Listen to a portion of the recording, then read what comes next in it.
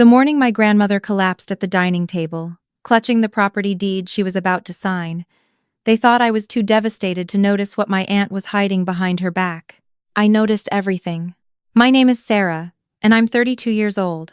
I work as a medical illustrator in Boston, which means I spend my days drawing the human body in meticulous detail. My job has taught me to see what others miss, the small inconsistencies, the things that don't quite fit. That skill saved me when my family tried to take everything my grandmother had promised me. Grandma Rose wasn't just my grandmother. She was my person. The one who raised me when my mother decided being a parent was too inconvenient. I was 7 when Mom dropped me off at Grandma's Victorian house in Portland, Maine, saying she needed to find herself. She's still looking, apparently, somewhere in Arizona with husband number 4. Grandma Rose didn't flinch. She just took my hand, led me to the sunroom, and showed me her greenhouse. She had this incredible collection of rare orchids, over 200 varieties, some worth thousands of dollars each. But the crown jewel was her ghost orchid, Dendrophylax lindenii, one of only a handful in private collections in North America. She'd cultivated it for 30 years. Every evening, we'd sit in that greenhouse, and she'd teach me to draw each petal, each vein, each impossible curve. She bought me my first professional pencils, my first anatomy books. When I got into art school, she paid for it. When I graduated and couldn't afford supplies for my portfolio, she sold one of her lesser orchids to help me. The ghost orchid, though, that was mine. She'd said it 100 times. When I'm gone, Sarah, this greenhouse is yours, especially the ghost. You're the only one who understands what it means to nurture something this rare. My Aunt Patricia and Uncle James never visited. Neither did my cousin Melissa. They lived 20 minutes away and couldn't be bothered. Not for holidays, not for birthdays, not even when Grandma had her first stroke 3 years ago. I was the one who moved back to Portland, found an apartment nearby, visited her 3 times a week. But the moment Grandma decided to move to an assisted living facility last month, they appeared like vultures circling a carcass. I was at her house helping her pack when they arrived, all smiles and casseroles. Aunt Patricia hugged Grandma so hard I thought she'd crack a rib.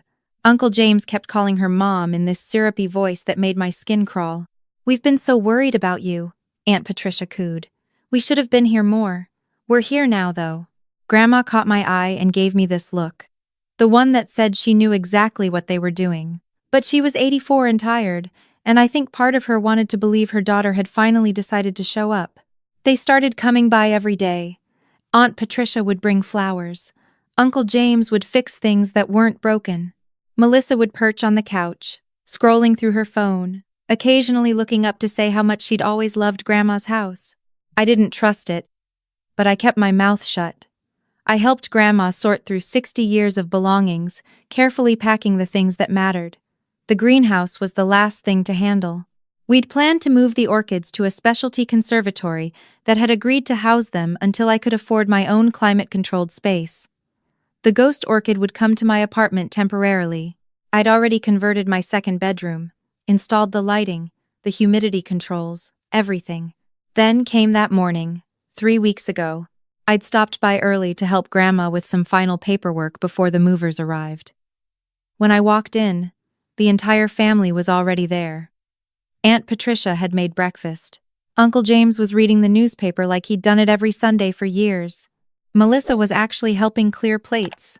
"Sarah, honey," Grandma said, "I'm just signing over the house to Patricia and James. They're going to handle the sale and make sure everything's distributed fairly." My stomach dropped. "What about the greenhouse? We already arranged."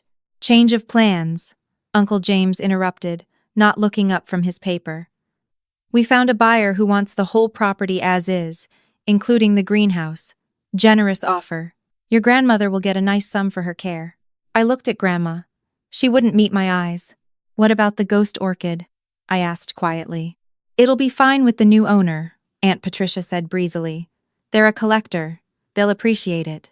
"You're selling it." It wasn't a question. "You're selling the orchid," she promised me. "Sarah, don't be dramatic," Melissa chimed in. "It's just a plant. Just a plant. 30 years of cultivation, one of the rarest orchids in the country. The one thing Grandma had promised me since I was 12 years old. Just a plant. Grandma? My voice cracked. She finally looked at me, and I saw something in her eyes. Not confusion, not regret, something else, something calculating. Sarah, sweetheart, it's for the best. I need the money for the facility, and… That's when she collapsed. One moment she was holding the pen, hovering over the deed, and the next she was sliding sideways in her chair. Uncle James caught her, shouting for someone to call 911. Aunt Patricia was screaming. Melissa was crying. And I saw it. Just for a second, as Aunt Patricia jumped up from the table, something fell from her lap. A manila folder. Papers scattered across the floor. I caught a glimpse of a letterhead before Uncle James kicked them under the table. Whitmore Botanical Gardens. Acquisition agreement. Purchase price, $240,000. $240,000. For the Ghost Orchid alone. Not the whole greenhouse, not the property. Just the orchid. The paramedics arrived. They loaded Grandma onto a stretcher. Aunt Patricia rode in the ambulance. Suddenly, the devoted daughter. Uncle James told me to stay and lock up the house. Melissa hugged me, actually hugged me, whispering that everything would be okay. I waited until their cars disappeared down the street. Then I crawled under that table and grabbed every piece of paper I could find. At the hospital, they told us Grandma had another stroke. Mild, they said, but at her age, it was serious. She'd need time to recover. Weeks, maybe months. She was moved to intensive care, and we were told she needed rest. Aunt Patricia stationed herself outside Grandma's room like a guard dog. She's very weak, she told me. The doctor said no stress. Maybe you should wait a few days before visiting. I didn't fight it. I went home, locked my door, and spread those papers across my dining table. The story they told made me sick. 6 months ago, while Grandma was dealing with her first stroke, Aunt Patricia had contacted Whitmore Botanical Gardens. She'd sent them photos of the Ghost Orchid, detailed growing records, everything. Whitmore had offered $240,000 for it, one of the highest prices ever paid for a single orchid specimen. But there was a problem. The orchid wasn't Aunt Patricia's to sell. Grandma's will, which I found a copy of in the stack, was crystal clear. The greenhouse and all its contents were to go to me. The house would be sold, proceeds split between Aunt Patricia and the local library that Grandma had volunteered at for 40 years. So they'd created a new plan. Get Grandma to sign over the property before she moved to assisted living. Sell everything quickly, pocket the money. By the time anyone figured it out, it would be too late. The orchid would be gone, installed in Whitmore's collection, and I'd have no legal recourse to get it back. The buyer for the house? That was fake. There was no buyer. Just a story to pressure Grandma into signing.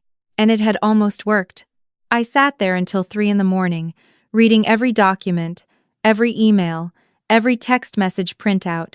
Melissa had been in on it too. She'd even suggested they wait until after Grandma passed, but Aunt Patricia had shot that down. She might change her will again. We need to move now. They'd planned this for months. While I was visiting Grandma 3 times a week, bringing her favorite books, sitting with her in the greenhouse, they were plotting to steal the one thing that connected us. I should have been surprised. I should have been shocked, but I wasn't. Aunt Patricia had always been like this. When I was a kid and Grandma bought me school supplies, Aunt Patricia would make comments about spoiling me.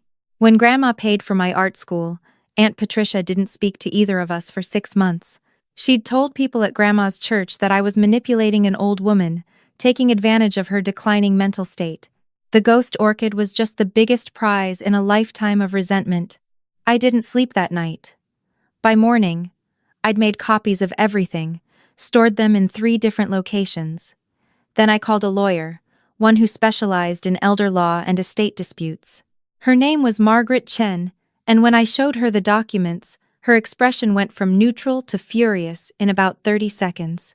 "This is attempted fraud," she said flatly, "and possibly elder abuse, depending on how hard they pressured her." "Did your grandmother actually sign that deed?" "No. She collapsed before she could."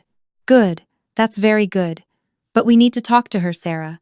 We need her to confirm she understands what's happening and that she wants to protect her original will." They won't let me see her. My aunt's blocking access. Margaret smiled. It wasn't a nice smile. They can't block a lawyer conducting a wellness check. I'll file the paperwork today. We'll see your grandmother by tomorrow afternoon. I wanted to rush to the hospital right then, to tell Grandma everything, to make sure she was okay. But Margaret advised patience. If you confront them now, they'll hide evidence, they'll coach your grandmother, they'll make this messier. We do this right. We do it legally, and we make sure they can't wiggle out of it. So I waited. It was the longest 24 hours of my life. The next afternoon, Margaret called. We're in. Meet me at the hospital in an hour. When I arrived, Aunt Patricia was in the waiting room, on her phone.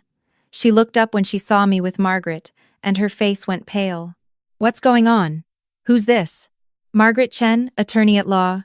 I'm here to speak with Rose Whitmore regarding her estate and recent attempted property transfer.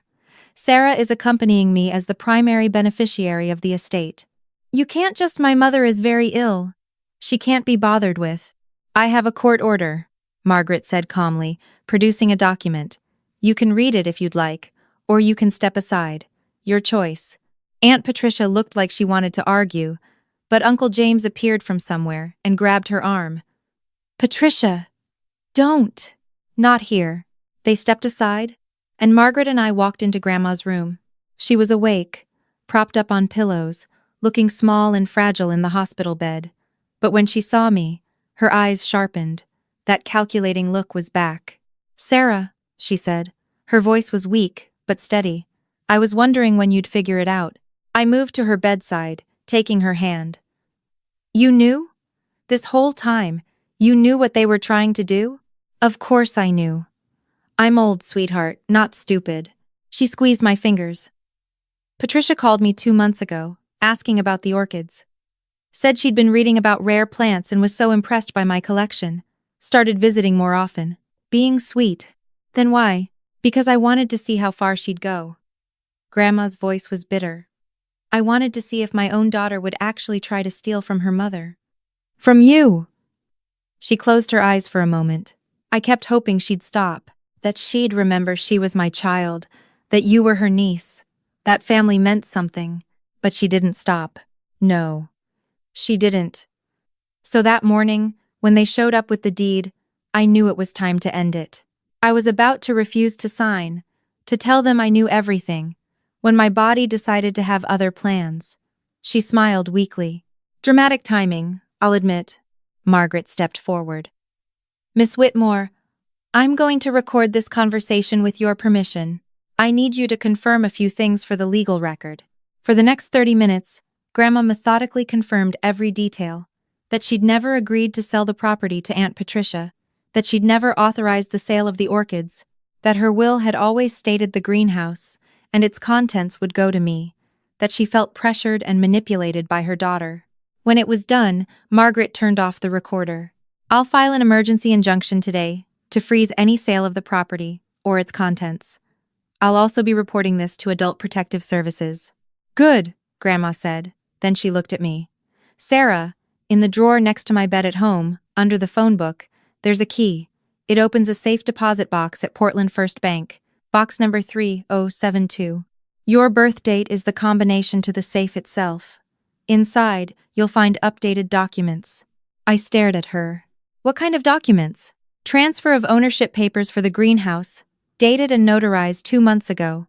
The Ghost Orchid is already legally yours, has been since July. I also moved my most valuable jewelry into that box, the pieces from your great-grandmother. And there's a letter explaining everything, in case something happened to me before I could tell you in person. My throat closed up. You planned this, all of this. I hoped I wouldn't need to, but I know my daughter. Grandma's eyes were wet. I'm sorry, Sarah. I'm sorry you have to see how ugly family can be. I'm sorry I couldn't give you the mother you deserved, the aunt you deserved. But I made sure you'd have what I promised you, no matter what they tried. I couldn't speak. I just held her hand and cried. Margaret left to file the paperwork. I stayed with Grandma, talking about everything and nothing, carefully avoiding the greenhouse and the family drama. We talked about my work, about a new technique I'd been trying with watercolors, about the book she was reading before the stroke. 2 hours later, Aunt Patricia burst into the room. Uncle James and Melissa were right behind her. "What did you do?" Aunt Patricia hissed at me. "What lies did you tell?" "I didn't tell any lies," I said quietly. "I told the truth. About the $240,000 you were going to get for the Ghost Orchid. About the fake buyer for the house. About the emails where Melissa suggested waiting until Grandma died." Melissa's face went white. I have copies of everything." I stood up, putting myself between them and Grandma's bed. "The lawyer has them, the court has them, and Adult Protective Services will have them by tomorrow morning." "You ungrateful little bitch," Aunt Patricia spat. "After everything we've done for this family, you're going to destroy us over a plant? You were going to steal from your own mother. From me. You plotted for months to take the one thing she'd promised me since I was 12 years old. She's my mother. I'm entitled. You're entitled to what her will says you're entitled to." My voice was shaking now, but I kept going. "Half the proceeds from the house sale. That's it. You don't get the greenhouse. You don't get the orchids. And you sure as hell don't get $240,000 that you were going to pocket while lying to everyone." Uncle James grabbed Aunt Patricia's arm. "Patricia, stop. Just stop. This isn't over," she said, but her voice had lost its edge. She knew she'd lost. She turned to Grandma. "Mom, you can't believe these lies. I would never." "Get out," Grandma said. Her voice was quiet, but it cut through the room like a blade. "Get out of my room. Get out of my house. Get out of my life." "Mom." I said, "Get out, Patricia. I never want to see you again." Aunt Patricia's face crumpled. For a second, I almost felt bad for her. Almost. Then I remembered the emails, the months of planning, the casual way she'd called the Ghost Orchid just a plant. They left. Melissa was crying. Uncle James looked like he'd aged 10 years. Aunt Patricia walked out with her head high, but I saw her hands shaking.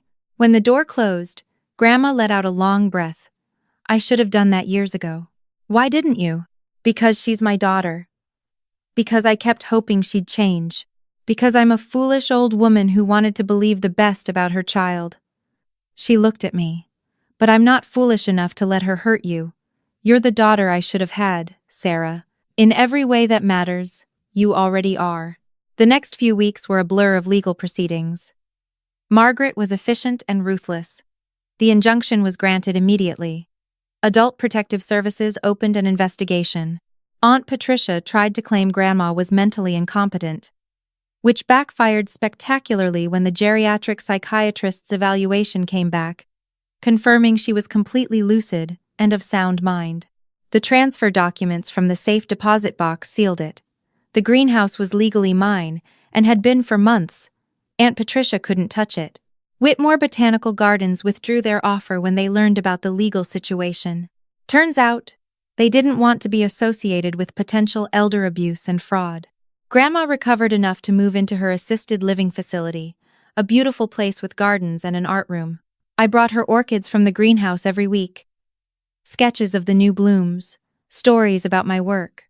Aunt Patricia tried to visit once. The facility had her name on a do not admit list. I hired a specialized moving company to transport the orchids to a new location I'd arranged, a corner of a local conservatory that rented me climate-controlled space for a fraction of what I'd expected. The Ghost Orchid came home with me first, though. I spent 3 hours making sure its environment was perfect, adjusting the humidity, the light, the temperature. That night, I sat in front of it for an hour, just looking at its impossible white blooms, thinking about everything Grandma had done to protect it, to protect me. The house sold 4 months later. Grandma got her half of the proceeds. The Portland Library got theirs. Aunt Patricia contested the will, of course, claiming undue influence and diminished capacity. It went nowhere. 3 different lawyers told her she had no case. I heard through a neighbor that Melissa had to sell the new car she'd bought with money from her parents, apparently part of their advance on the expected windfall from the orchid sale. Aunt Patricia and Uncle James refinanced their house to pay legal fees. I felt nothing about it. No satisfaction, no guilt, just nothing. They'd shown me exactly who they were, and I believed them. Grandma lived for another 2 years. Good years, despite everything. I visited 3 times a week, just like always. We'd sit in her room at the facility, surrounded by orchid prints I'd made for her, and she'd tell me stories about my great-grandmother, about her own mother, about the long line of women who'd raised each other when the family they were born into let them down. "We choose our family," she told me one afternoon. "Blood just means you're related. Family means you're there. You've been there, Sarah. You've always been there." She died peacefully, in her sleep, on a Tuesday morning. I was supposed to visit that afternoon, and instead I got a call from the facility. They said she'd passed around dawn, that it had been painless. I played the piano during her funeral service. Not because I'm particularly good at it, just because she'd loved watching me try, loved encouraging every creative thing I'd ever attempted. I played one of her favorite pieces, Claire de Lune, and I only cried a little. Aunt Patricia didn't come to the funeral, neither did Uncle James or Melissa. I didn't expect them to, and I didn't want them there. The Portland Library sent representatives. The conservatory where I kept the orchids sent flowers. My colleagues from work came. My neighbor, who'd barely known Grandma but had heard the whole story, showed up with a casserole and a hug. I delivered the eulogy, talking about Grandma's greenhouse, her patience, her fierce love for the people who earned it. I talked about how she'd taught me to see beauty in small things, to nurture what mattered, to protect what was precious. I didn't mention the betrayal, the theft, the ugliness. That wasn't Grandma's story. That was Aunt Patricia's burden to carry. After the service, a woman approached me, probably in her 50s, with kind eyes and a gentle smile. "You don't know me," she said, "but I was one of the librarians your grandmother volunteered with. She talked about you all the time. She was so proud of you." "Thank you," I managed. "She told me once that you were her redemption," the woman continued. "She said she'd failed with her own daughter, but you proved she'd done something right in this world. She said you were the best thing she'd ever helped grow."